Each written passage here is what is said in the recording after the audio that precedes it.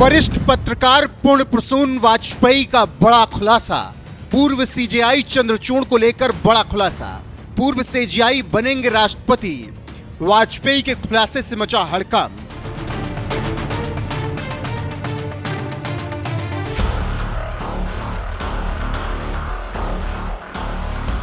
वरिष्ठ पत्रकार पुण्य प्रसून वाजपेयी ने पूर्व सीजेआई को लेकर बड़ा खुलासा किया और यह बयान उनका सोशल मीडिया पर काफी वायरल हो रहा है।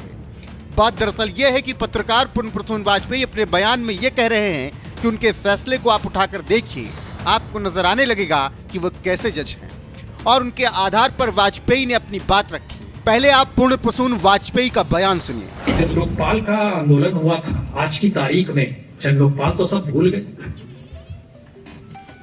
चीफ जस्टिस चंद्रचूड़ को क्या ग्रूम किया गया?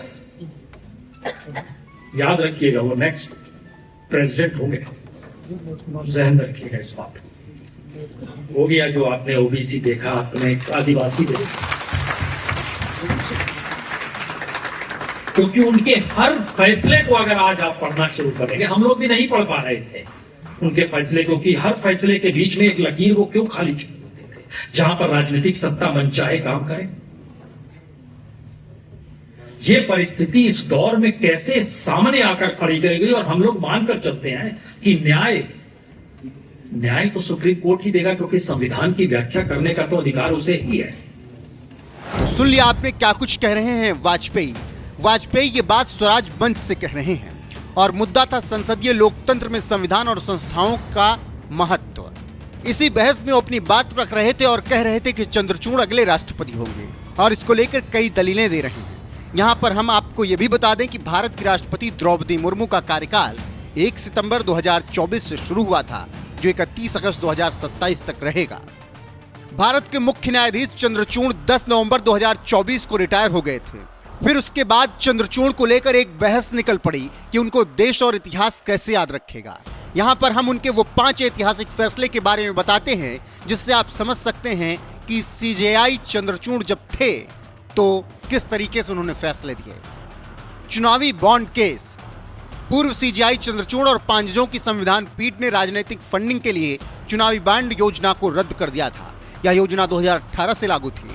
जस्टिस चंद्रचूड़ ने कहा था कि यह योजना असंवैधानिक और मनमानी है और इससे राजनीतिक दलों और दानदाताओं के बीच लेन देन की स्थिति पैदा हो सकती है। निजी संपत्ति का फैसला। पूर्व सीजेआई ने एक और अहम फैसला सुनाया था, जिसने देश की आबादी को प्रभावित किया था। जस्टिस चंद्रचूड़ की अगुवाई वाली 9 जजों की संविधान पीठ ने 8-1 के बहुमत से फैसला दिया था और कहा था कि निजी स्वामित्व वाली संपत्तियां सामुदायिक संसाधन के रूप में योग्य नहीं, जिन्हें राज्य आम भलाई के लिए अपने अधीन कर सकता है। आर्टिकल 370। दिसंबर 2023 में सीजेआई डीवाई चंद्रचूड़ की अगुवाई वाली 5 जजों की संविधान पीठ ने आर्टिकल 370 पर बड़ा फैसला सुनाया था। केंद्र सरकार द्वारा कश्मीर से आर्टिकल 370 खत्म करने पर लोगों द्वारा चैलेंज किया गया था, जिसमें जम्मू और कश्मीर को विशेष दर्जा हासिल था। जस्टिस चंद्रचूड़ की अगुवाई वाली पीठ ने केंद्र सरकार के फैसले को सही ठहराया और सारी याचिकाओं को रद्द कर दिया था। यूपी का मदरसा कानून। सीजेआई चंद्रचूड़ की अगुवाई वाली 3 जजों की पीठ ने यूपी में मदरसों के कामकाज को रेगुलेट करने वाले 2004 के कानून की वैधता को बरकरार रखा और इलाहाबाद हाई कोर्ट के उस फैसले को खारिज कर दिया। समलैंगिक विवाह। जस्टिस चंद्रचूड़ की अध्यक्षता वाली 5 जजों की संविधान पीठ ने अक्टूबर 2023 में एक बड़ा और अहम फैसला सुनाया और समलैंगिक विवाह को कानूनी मान्यता देने से इनकार कर दिया था और कहा था कि कानून द्वारा मान्यता प्राप्त विवाहों को छोड़कर विवाह करने का कोई अयोग्य अधिकार नहीं है। तो आप समझ सकते हैं कैसे चंद्रचूड़ ने 5 फैसले दिए और इसका क्या असर हुआ या होने वाला है। लेकिन अब एक बार फिर से तत्कालीन सीजेआई डीवाई चंद्रचूड़ चर्चा में है और इसका कारण वरिष्ठ पत्रकार पुण्य प्रसून वाजपेयी की टिप्पणी है। देखना होगा कि पत्रकार के अनुमान का खंडन चंद्रचूड़ की तरफ से आता है या फिर नहीं। वैसे आपको क्या लगता है? जिस तरीके से वरिष्ठ पत्रकार पुण्य प्रसून वाजपेयी कह रहे हैं कि डीवाई चंद्रचूड़ को भविष्य में राष्ट्रपति बनाया जा सकता है, क्या ऐसा हो सकता है? कमेंट में अपनी राय हमें जरूर बताएं।